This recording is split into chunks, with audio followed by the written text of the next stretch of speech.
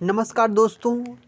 इससे पहले हमने पढ़ा था भाग 6 में पढ़ा था हमने, जो कि कंटिन्यू इस समय नहीं चल रहा है, जो एग्ज़ाम आने वाला है चूँकि उसकी दृष्टि से केवल इम्पॉर्टेंट।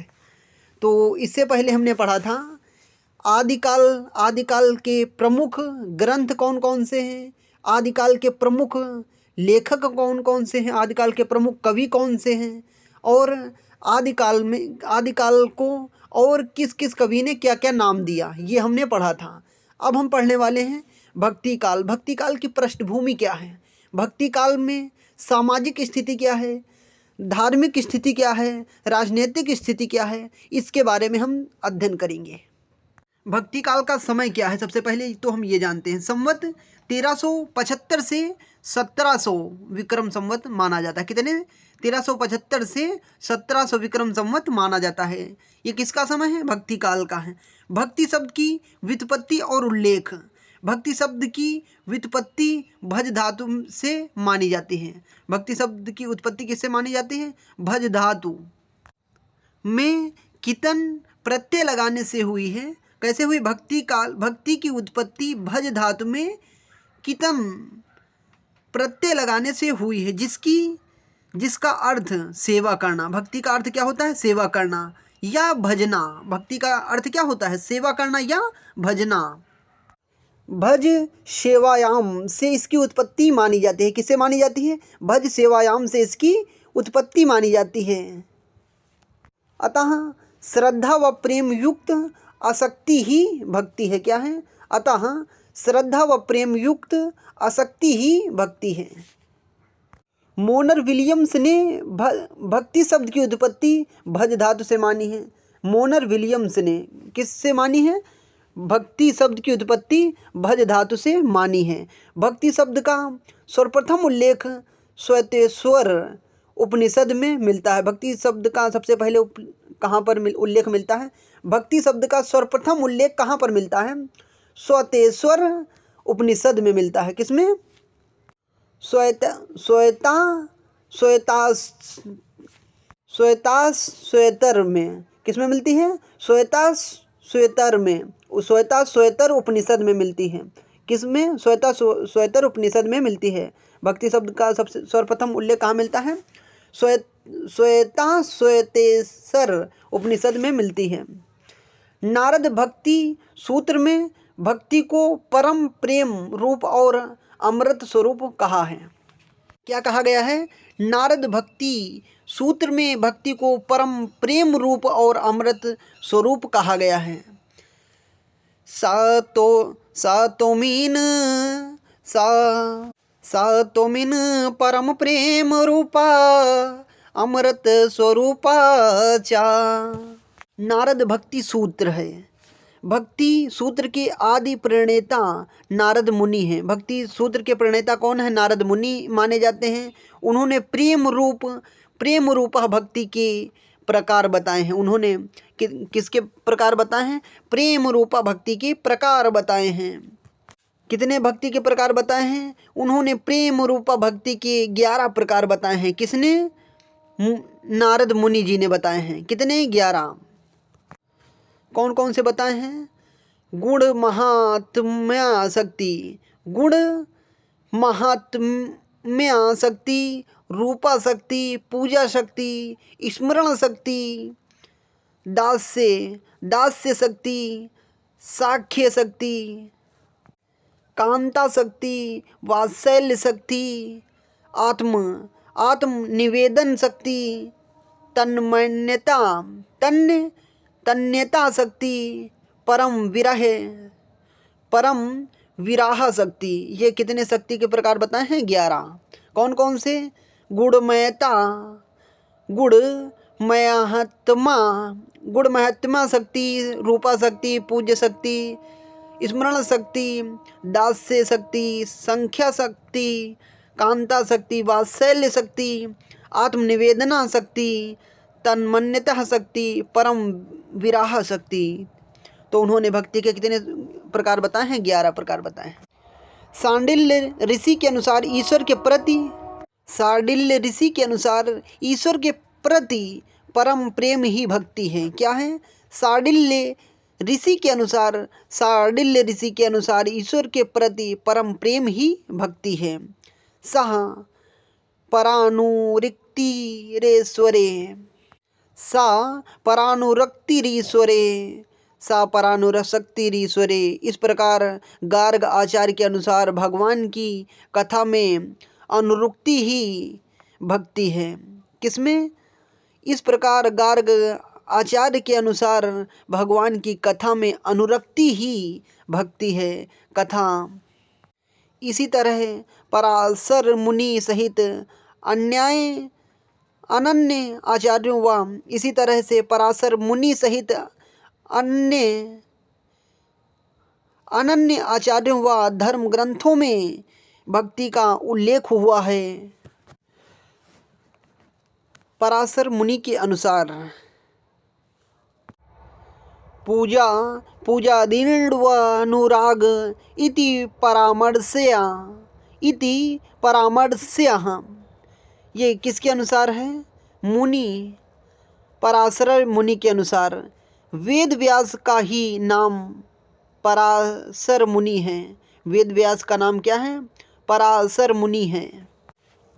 श्रीमद् भागवत पुराण में भगवान श्री कृष्ण ने भक्ति के 9 रूपों जिसे नवधा भक्ति का वर्णन कहा जाता है। श्रीमद् भागवत पुराण में भगवान श्री कृष्ण ने भक्ति के कितने रूप बताए हैं? 9 रूप बताए हैं जिसे नवधा भक्ति का वर्णन किया। कितने? नवधा भक्ति। श्रवणम कीर्तनम विष्णो स्मरणम पदसेवनम आचार्यनम वदनम दास्यम सेवायम आत्मनिवेदनम। श्रवणम कीर्तनम विष्णो स्मरणम पदसेवनम आचार्यम वंदनम दास्यम सेवम आत्मनिवेदनम। ये किसका बताया गया है? भक्ति के आधार बताए गए हैं। भक्ति नवधा भक्ति का रूप बताया गया है। रामचरितमानस के आरण्य कांड में भगवान राम ने माँ सबरी के समक्ष नवधा भक्ति की व्याख्या की है। किसके समक्ष? माँ सबरी के समक्ष नवधा भक्ति की व्याख्या की है। किसने? प्रभु रामचरितमानस में श्री कृष्ण। किसने की है? राम जी ने। किस कांड में वर्णित है? आरण्य कांड में वर्णित है। अब हम पढ़ते हैं भक्ति काल की पृष्ठभूमि क्या है, सामाजिक स्थिति क्या है, राजनीतिक स्थिति क्या है, धार्मिक स्थिति क्या थी। अब हम इनको देखते हैं। और आर्थिक स्थिति क्या थी किसकी? भक्ति काल की। सबसे पहले हम देखते हैं सामाजिक स्थिति। सामाजिक उस समय क्या स्थिति थी, समाज में क्या बुराइयां चल रही थी, क्या अच्छाइयां चल रही थी। हम पहले तो ये देखते हैं। हिंदू व मुसलमानों में परस्पर द्वेष की भावना विद्यमान थी। किसमें? हिंदू व मुसलमानों में परस्पर द्वेष की भावना विद्यमान थी। ईर्ष्या, द्वेष, एक दूसरे में जलन की भावनाएं विद्यमान थी। किस समय? भक्ति काल की पृष्ठभूमि में, भक्ति काल के समय में उस समय समाज में बहुविवाह, पुनर्विवाह, पर्दा प्रथा आदि कुरीतियों के कारण स्त्रियों की दशा अत्यंत दयनीय थी। किसके कारण? समाज में बहुविवाह, पुनर्विवाह, पर्दा प्रथा आदि कुरीतियों के कारण स्त्रियों की दशा अत्यंत दयनीय थी। उस समय छुआछूत, बाह्य आडंबर, कुप्रथाओं, झूठे कर्म कांडों तथा अंधविश्वासों में जनता फंसी थी। उस समय क्या क्या था? छुआछूत, बाह्य आडंबर, कुप्रथाएं, झूठे कर्मकांड तथा अंधविश्वासों में वहाँ की जनता क्या थी? फंसी हुई थी। उस समय स्त्री शिक्षा की व्यवस्था थी और कला साहित्य के निर्माण में उनका योगदान रहता था। उस समय स्त्रियों की शिक्षा व्यवस्था थी, स्त्रियों को पढ़ाई लिखाई करने का अधिकार था और कला साहित्य के निर्माण में भी उनका योगदान रहता था। धार्मिक संकीर्णता व धार्मिक अत्याचारों से हिंदू त्रस्त थे, परंतु उनमें विद्रोह की भावना पनपने लगी थी। उस समय क्या था, धार्मिक संकीर्णता व धार्मिक अत्याचारों से हिंदू त्रस्त थे, परंतु उनमें विद्रोह की भावना अपन पनपने लगी थी। क्या चीज़? विद्रोह की भावना उस समय लोगों में पनपने लगी थी। हिंदुओं में संयुक्त परिवार की प्रथा विद्यमान थी। हिंदुओं में क्या थी? संयुक्त परिवार की प्रथा विद्यमान थी तथा मुसलमानों के साथ दीर्घकाल तक संपर्क रहने के कारण वास्तुकला, चित्रकला एवं संगीत कला के क्षेत्र में परस्पर आदान प्रदान होने लगा था। क्या था?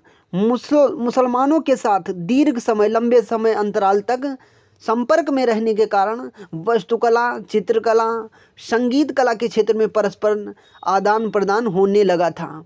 आप संगीत को हमें सिखाइए, हम तुम्हें सिखाएं, या कोई कला आती है तो आपस में ऐसा चल रहा था उस टाइम।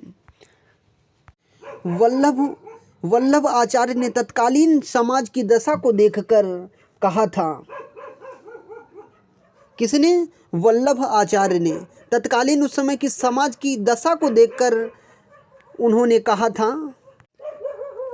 क्या कहा था? म्लेच्छाकांतेषु देशेषु, देश म्लेच्छों से आक्रांत है, मुसलमानों से आक्रांत है। किससे? देश म्लेच्छों से आक्रांत है। तत्कालीन सामाजिक स्थिति को निरूपित करते हुए गोस्वामी तुलसीदास ने कवितावली में लिखा है।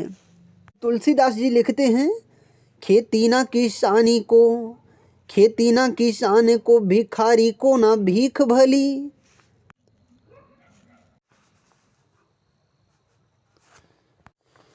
बनी को बनीज ना, चाकर को चाकरी।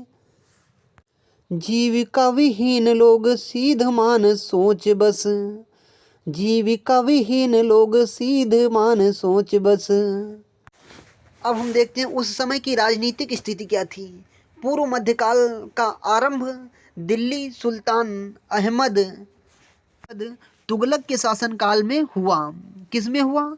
पूर्व मध्यकाल का प्रारंभ दिल्ली के सुल्तान अहमद तुगलक के शासनकाल में हुआ। तुगलक वंश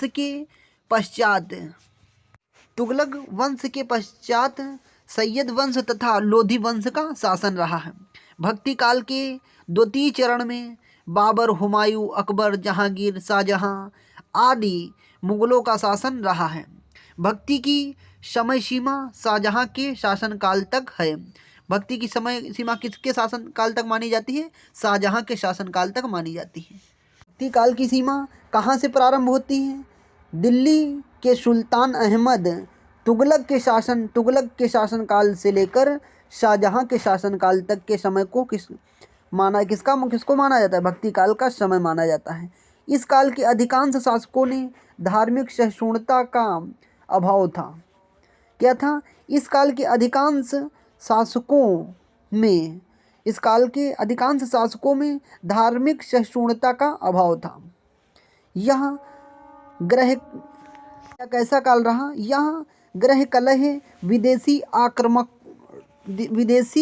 आक्रमकों, आतंक तथा युद्ध का काल रहा। भक्ति काल कैसा समय रहा? ग्रह कलह, विदेशी आक्रमकों का आतंक तथा युद्ध का काल रहा। राजनीतिक दृष्टि से मुगलों द्वारा हिंदुओं का प्रभाव हो गया था। राजनीतिक दृष्टि से मुगलों द्वारा हिंदुओं का प्रभाव हो गया था। आचार्य शुक्ल के शब्दों में, देश में मुसलमानों का राज्य प्रतिष्ठित हो जाने पर, किसका? देश में मुसलमानों का राज्य प्रतिष्ठित हो जाने पर हिंदू जनता के हृदय में गर्व और उत्साह के लिए, इतने भारी राजनीतिक उलटफेर के लिए हिंदू जन समुदाय पर बहुत दिनों तक उदासी सी छा रही है। कवियों को राजदरबारों से हटकर साधुओं की कुटिया में आश्रय लेना पड़ा। किससे? कवियों को राजदरबारों से हटकर साधुओं की कुटिया में आश्रय लेना पड़ा। और हमारे अधिकांश कवि आश्रयदाता राजाओं की प्रशंसा करने की बजाय भगवान के भजन में लीन हो गए। पहले किसकी? आश्रयदाता राजाओं की प्रशंसा करते थे, लेकिन उस समय ऐसा समय था कि आश्रयदाता राजाओं की प्रशंसा को छोड़कर वो कुटियों में जाकर रहने लगे, आश्रय लेने लगे। हमारे अधिकांश आश्रयदाता राजाओं की प्रशंसा करने की बजाय भगवान के भजन में लीन हो गए। किसमें? भगवान के भजन में लीन हो गए। तब ये इसीलिए ये काल किसका समय कहलाता है? भक्ति काल का समय कहलाता है। इस समय की धार्मिक तथा सांस्कृतिक स्थिति क्या थी? हिंदू धर्म व सांस्कृतिक पर निरंतर आक्रमण हो रहे थे और धर्म के नाम पर अनाचार, मिथ्याचार और पाखंड को प्रमुखता मिलने लगी थी। किसके आधार पर? धर्म के आधार पर। बौद्धों, नाथों, योग साधना, तंत्र मंत्र, हठ योग, चमत्कारी शक्तियों से समाज आक्रांत था। उस समय के लोग किससे पीड़ित थे, किससे प्रभावित थे अधिक? बौद्ध, नाथों, योग साधना, तंत्र मंत्र, हठ योग, चमत्कारी शक्तियों से समाज पीड़ित था, या यूँ कह सकते हैं उस समय इन सभी पाखंडों से आक्रांत था, या पीड़ित था, या दबा हुआ था। उस समय शैव, शक्त, वैष्णव आदि विविध संप्रदायों में जनता बटी थी। किसमें? शैव, शक्त, वैष्णव आदि विविध संप्रदायों में जनता उस समय बटी हुई थी और उसमें सहिष्णुता का अभाव था, सदाचार का अभाव था। आचार्य शुक्ल जी कहते हैं वज्र यानी सिद्ध। आचार्य शुक्ल जी कहते हैं कि वज्र यानी सिद्ध कपालिक आदि देशों के पूर्वी भागों में मुख्यतः नाथपंथी योगी पश्चिमी भागों में रमते चले आ रहे थे। इसी बात से इसका अनुमान हो सकता था कि सामान्य जनता की धर्म भावना इतनी दबती जा रही थी, उसका हृदय धर्म से इतनी दूर हटता जा रहा था। जिस समय मुसलमान भारत में आए उस समय सच्चे धर्म प्रभाव का बहुत कुछ ह्रास हो गया था, बहुत कुछ धर्म की हानि हो गई थी उस समय जब ये मुग़ल हमारे देश में आए। इस समय ये मुसलमान भारत में आए, उस समय सच्चे धर्म प्रभाव का बहुत कुछ ह्रास हो गया था। भारत में इस्लाम के आगमन से पूर्व कई अन्य जातियों का आगमन हो चुका था। इन जातियों के प्रभाव से भारत में एक मिली जुली संस्कृति का विकास हुआ। इस दृष्टि से भक्ति काल एक मिश्रित संस्कृति का काल रहा। भक्ति काल इस समय क्या रहा? एक मिश्रित संस्कृति का काल रहा, क्योंकि भारत में इस्लाम के आगमन से पूर्व कई अन्य जातियों का आगमन हो चुका था। इन जातियों के प्रभाव से भारत में एक मिली जुली संस्कृति का विकास हुआ। इस दृष्टि से भक्ति काल एक मिश्रित संस्कृति का काल रहा। सांस्कृतिक संक्रमण के फलस्वरूप खान पान, रहन सहन, शिक्षा, स्थापत्य कला, चित्रकला, मूर्ति कला, संगीत कला में व्यापक परिवर्तन हुए एवं मिश्रित संस्कृति का विकास हुआ।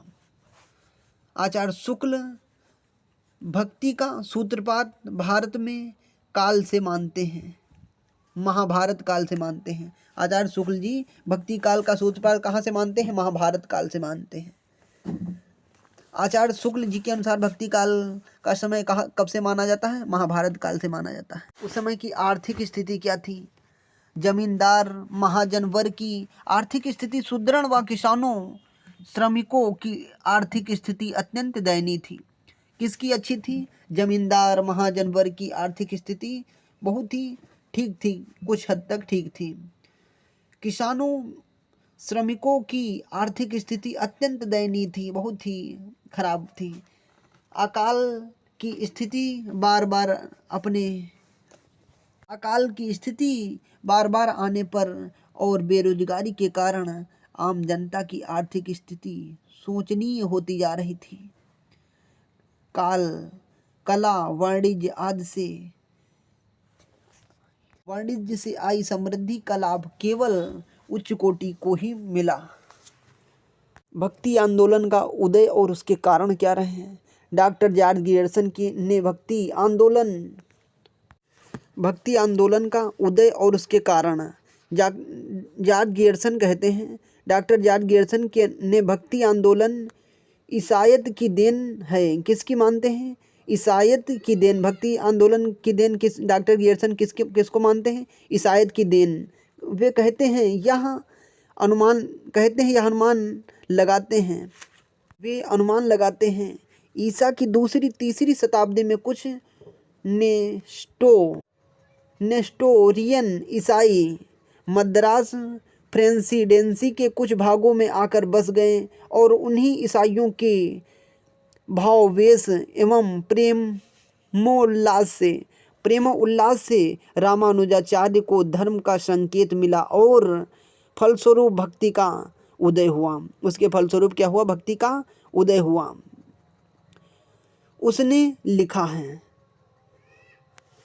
उन्होंने लिखा है कि बिजली की चमक के समान अचानक इस समस्त पुराने धार्मिक मतों के अंधकार के ऊपर एक नई बात दिखाई दी। कोई हिंदू यह नहीं जानता कि यह बात कहाँ से आई और कोई भी उसकी दुष्प्रभाव का कारण निश्चय नहीं कर सका। आगे भी उन्होंने लिखा है कि हम अपने को ऐसे धार्मिक आंदोलन के सामने पाते हैं जो उन सब आंदोलनों से ही कहीं अधिक व्यापक और विशाल हैं जिन्हें भारतवर्ष ने कभी भी देखा है। यहाँ तक कि वह बौद्ध धर्म के आंदोलन से भी अधिक व्यापक और विशाल है, क्योंकि इसका प्रभाव आज भी वर्तमान है। इस युग में धर्म ज्ञान का नहीं, भाव वेश का विवश हो गया था। समय किसका हो गया था? इस युग में धर्म का ज्ञान नहीं, भाव विष का विषय हो गया था। उस समय भाव विष का विषय हो गया था, धर्म का ज्ञान नहीं। आचार्य शुक्ल जी कहते हैं, देश में मुसलमानों का राज्य प्रतिष्ठित हो जाने पर हिंदू जनता के हृदय में गौरव, गर्व, उत्साह के लिए वह अवकाश न रह गया। अपने पौरुष से हताश जाति के लिए भगवान की शक्ति और करुण की ओर ध्यान ले जाने के अतिरिक्त दूसरा मार्ग ही क्या था? समय क्या हुआ? देश में मुसलमानों का राज्य प्रतिष्ठित हो जाने पर, किसका? मुसलमानों का राज्य जब प्रतिष्ठित हो जाने पर हिंदू जनता के हृदय में गौरव, गर्व, उत्साह के लिए वह अवकाश न रह गया। वो सम्मान, वो क्या कहते हैं, गौरव, वो धीरे धीरे समाप्त होने लगा। अपने पौरुष से हताश जाति के लिए भगवान की शक्ति और करुण की ओर ध्यान ले गए। उस समय के लोग क्या करने लगे?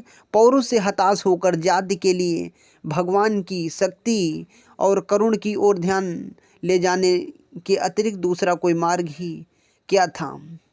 आगे शुक्ल जी ने पुनः लिखते हुए कहते हैं कि भक्ति का जो सोता दक्षिण की ओर से उत्तर भारत की ओर पहले से ही आ रहा था, उसे राजनीतिक परिवर्तन के कारण शून्य पड़ते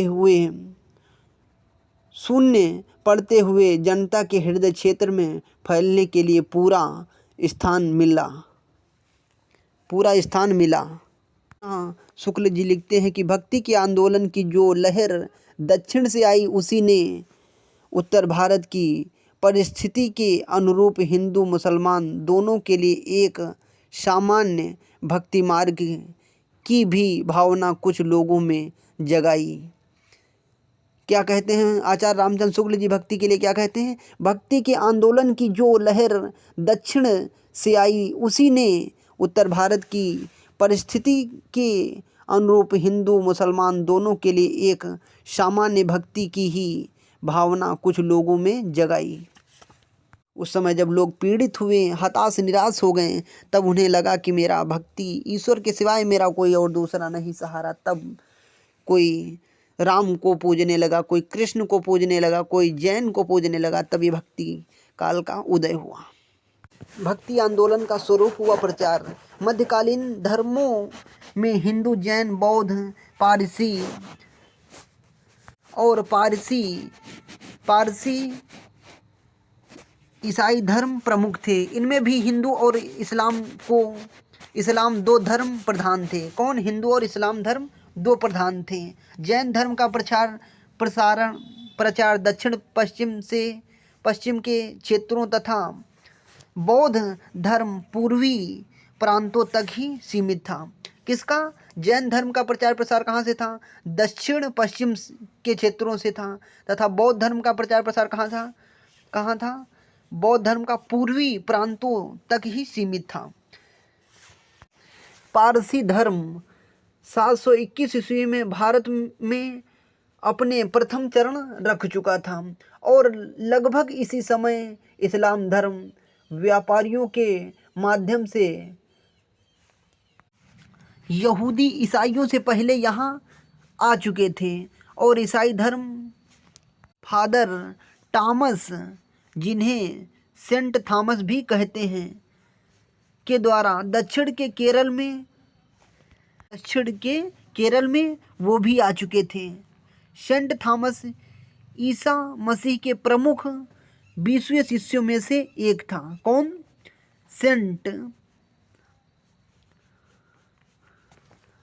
सेंट थॉमस।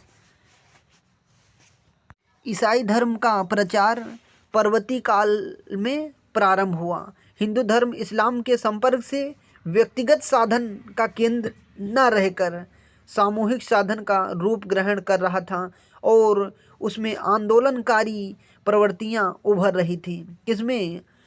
हिंदू धर्म इस्लाम के संपर्क से व्यक्तिगत साधन का केंद्र न रहकर सामूहिक साधन का रूप ग्रहण कर रहा था और उसमें आंदोलनकारी प्रवृत्तियां उभर रही थी। युगीन प्रवेश के अनुसार प्रत्येक धर्म में पंथों, संप्रदायों और उप संप्रदायों की दृष्टि होने लगी थी। वैष्णव धर्म ने भागवत संप्रदाय के रूप में नेतृत्व करते हुए जन सामान्य पर व्यापक प्रभाव डाला, जिससे भक्ति आंदोलन का जन्म हुआ। योग साधना परिवर्तित होने के कारण भक्ति प्रधान वैष्णव धर्म भी पंच तंत्र के माध्यम से तंत्र साधना के तत्व सम्मिलित हुए। वैष्णव आचार्यों व प्रवर्तकों द्वारा उनके दार्शनिक सिद्धांतों द्वैतवाद, विशिष्टता द्वैतवाद, शुद्ध द्वैतवाद आदि के कारण इसमें भी संप्रदायों व उप संप्रदायों की सृष्टि हुई।